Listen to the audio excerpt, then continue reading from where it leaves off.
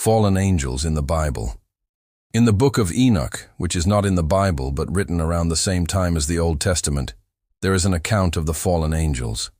But in the Bible itself, we only have hints of these beings. So who were they?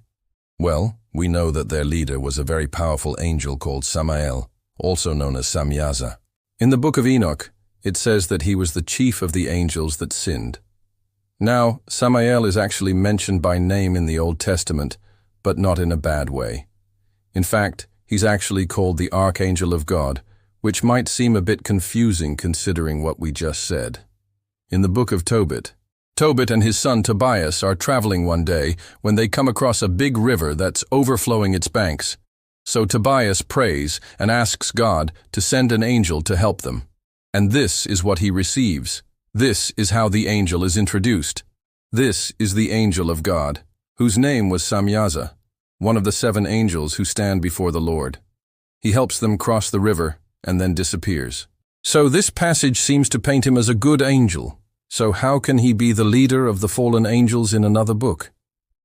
Well, to understand this, we need to remember that not all fallen angels fell at the same time. And the book of Enoch specifically talks about 2 different falls or rebellions of the angels. The first fall happened a long time ago with the giants, and this was led by a different angel called Azazel.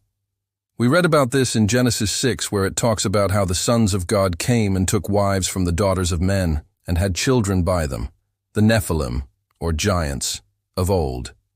The Nephilim were famous for their size and strength, and if you want to learn more about them, check out my video on the Nephilim.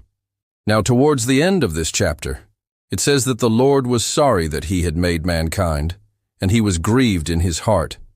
It was at this point that the Lord said, "I will blot out man from the earth, both man and beast, and every living thing that is with him."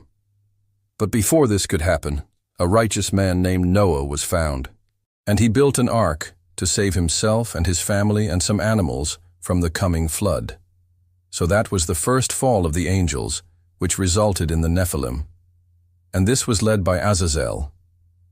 Then, according to the book of Enoch, the second fall was led by Samael, or Samyaza.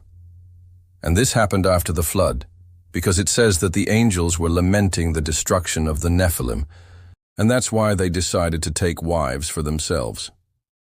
But even though this is called a fall, it doesn't really say what they did wrong or why they fell.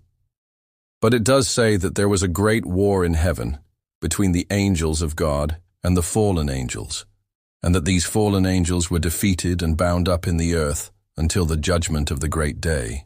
But this isn't the only reference we have in the Bible that points to the existence of fallen angels. In Jude verse 6 it says, "And the angels who did not keep their principality but abandoned their proper dwelling, he has reserved in eternal chains under the judgment of the great day." And lastly, in 2 Peter it says, "But false prophets also arose among the people, just as there will be false teachers among you who will secretly bring in destructive heresies, even denying the master who bought them, bringing upon themselves swift destruction. And the Lord knows how to deliver the godly out of temptation and to reserve the unjust under punishment for the day of judgment." So it would seem that some of these angels who fell, some of them even denied God himself and are teaching others to deny him too. So what do you think? Are fallen angels real?